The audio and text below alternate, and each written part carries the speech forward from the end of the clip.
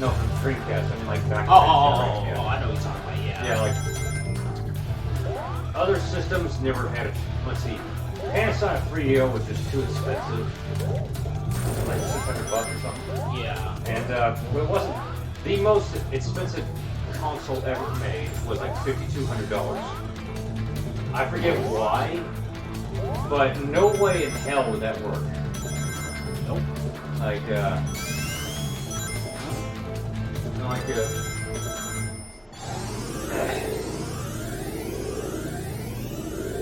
Nintendo, the only system they made that was really bad was the Virtual Boy. Don't even get me started with that. Had less than 20 games, both here in Japan total, even including ones that were canceled. It was supposed to be a portable system, but this is not portable at all. And it wasn't even virtual, it was really 3D, but like irritates the eyes, God. Yeah. And the hell else was wrong with that system? There's like only like 3 good games for it, or like fair games, not even good, but like. I mean, sure they like re-released their systems, just like Sega released had like 3 different editions of the Genesis. Version 1 with the headphone jack, version 2, and version 3, which would not work with the Sega CD or Sega 32X. Nope. And that was kind of irritating, like, yeah. And of course, like, really, just like how Nintendo had, and Super Nintendo and PlayStation 1, they did release their re-release their systems again, like, to make them different design, but no reason why. Game Boy, besides, let's see, every Game Gear was the same color, black, and the same. Nintendo was all like the first Game Boy was. Then they decided, hey, let's make them all these different colors to resell them or something. But like, then it came out Game Boy Pocket used 2 different batteries instead of 4, but now 2 AAA batteries instead of 4 AA batteries. Then came out the Game Boy Color. Okay, we finally got color, but by then it was starting to fade. Yeah. Like, you couldn't even use a Super Game Boy anymore. There was, like, no Super Game Boy thing for Genesis. There was a Nomad, which was a portable Genesis, and, good idea, of course, if you're only going to be able to play it by yourself, and the battery span's not going to last long. Right. What the hell else was there? Sega...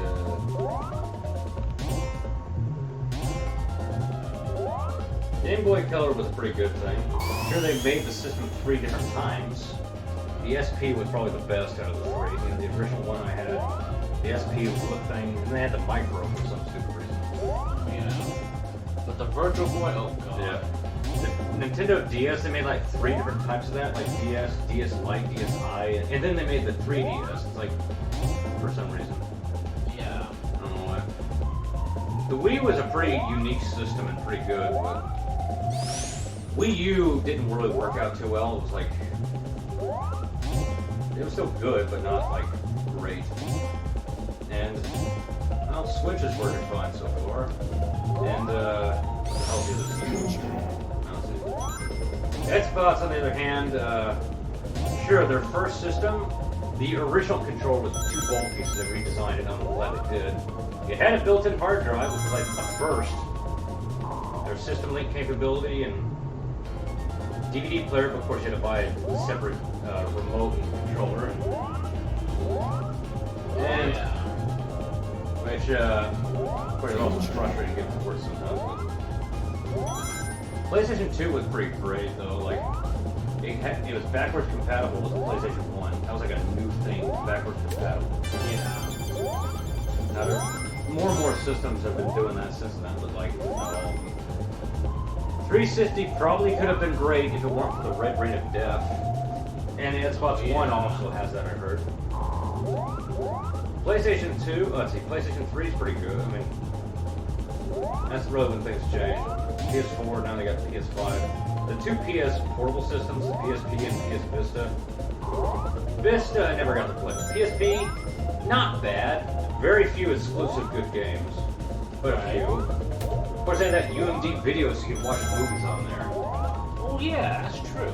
Nice idea, I mean, but because, well, portable systems, you're gonna be 90% of the time you're gonna be playing that by yourself. stuck in the car. True. I mean, I remember being a kid, like, yeah, this is as far as I can guarantee you that. Let's see. Online gameplay. Let's see, what was it? Alright, you know how, like, you can, like, sort of get new games every so often on here? Uh-huh. That idea started with the Intellivision. Now, you had to have a dial-up internet access, which was a pain in the ass back then. It was like early 80s. I didn't know that. It was like a phone connection, and it was a but it cost so much, nobody did it. Almost nobody. There was going to be one for the original Nintendo, but that got scrapped. But then came the second channel. Remember that thing? Advertised like crazy? Oh, yeah, I remember that. Never had it, but I remember it being advertised. There's like only one person I knew who had that. Because you needed to have cable and, well, rich parents. And they'll change the games every month, and how often they change them, and which ones they change, I don't know, but eventually it died out like a whole server. There's also the X-Band modem, where you could play. It was only available for 2 systems in the United States. They did make one for Sega Saturn in Japan only, but it didn't work out. Yeah. It was only available for Super Nintendo and Sega Genesis here in the United States, and you needed it. You also had to have cable and a lot of things, but basically you could play multiplayer online like other people. Now, not anywhere near as impressive as that eventually became with like later systems like the PlayStation 2 and Xbox and what is now, but at the time that was pretty impressive, you know? Yeah. Even though it hardly had any games, it was like either sport games, racing, fighting games, Mario Kart, Doom, what was that? I forget which other games, but like, it didn't work out. It's just one of those things I've just seen him, like before his time, really impressive. You know what game really should have, you know what system they should have done better? What? If the Dreamcast would have survived one more year, they would have made more games than that. Oh yeah. Well, I said, like, if they did those 5 things, you know? DVD player backwards compatible with Sega Saturn, LAN party capability, 40 more exclusive good games, better controller, better memory card design. Yeah. It would have survived. It would have. Because sadly, like, you saw this thing, it's like a picture of the early 2000s, and it shows the 4th generation SIDS consoles, you know? Original Xbox, PS2, GameCube, and Dreamcast. It's like all format is like convention. Yeah. And you can tell like this was basically the last year, like shortly after that Dreamcast is dead. Like kind of sad, but at the same time unexpected. Like I did find it annoying how the GameCube didn't have. Sure, it was like it was cheaper than the PS2 original Xbox, but I hate how they designed the disc so that way, so they had so there was never going to be a DVD player or anything, and there was no LAN party capability. Even though it did have the ability to play Game Boy Advance games, you had that converter thing. But man, that was one of those things. Like, I just wish Sega had done that, and then we would have like 4 video game companies to compete with instead of just barely 3. Yeah.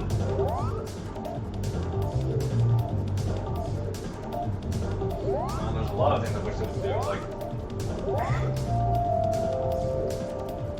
Well, you ain't wrong about that. Work tomorrow? No. No.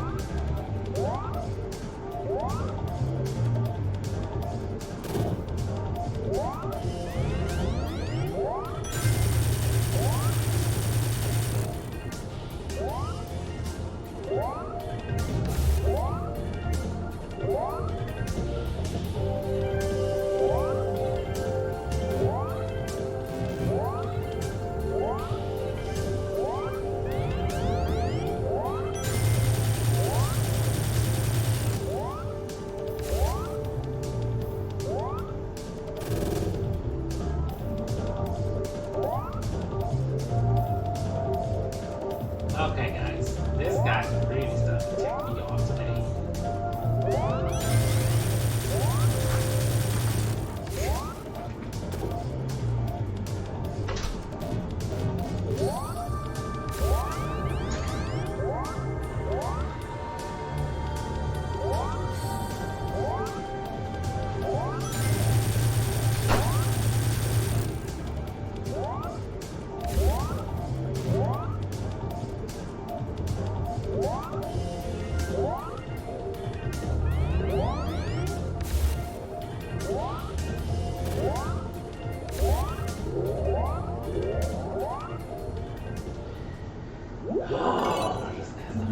All day.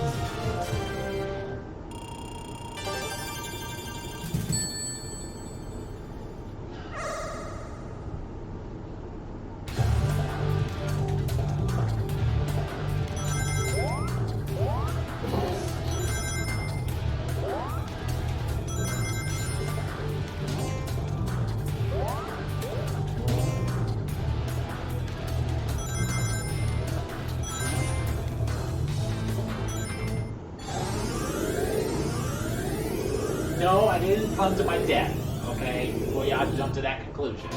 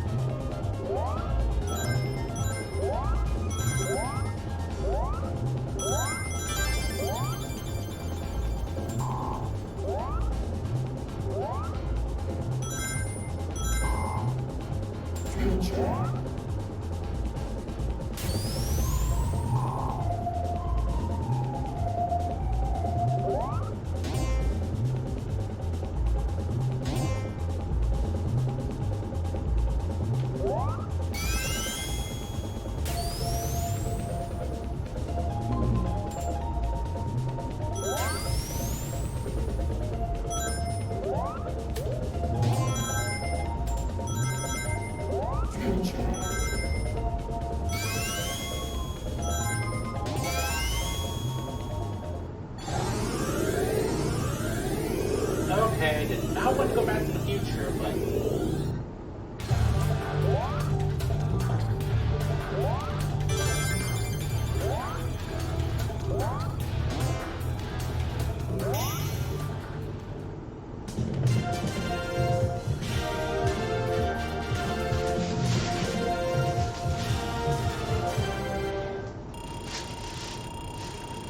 guys, I really did not want to go back to the future, but it's okay.